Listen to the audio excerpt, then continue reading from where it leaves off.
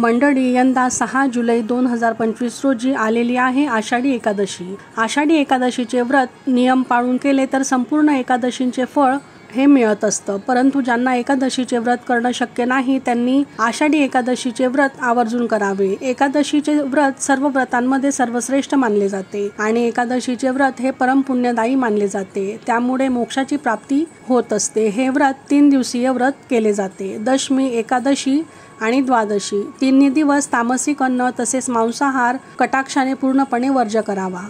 एकादशीचा संपूर्ण दिवस उपवास करून दुसऱ्या दिवशी हा उपवास सोडला जातो, म्हणजेच पाळणे सोडून हा उपवास पूर्ण केला जातो। एकादशीच्या उपवासाला जर तुम्ही फळे खात असाल तर या उपवासामध्ये जांभूळ, चिंच हे उलटे फळ खायचे नाहीत, शिवाय फणस देखील खाऊ नये।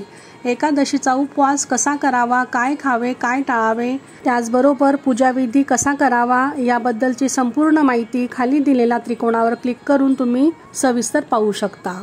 श्री स्वामी समर्थ।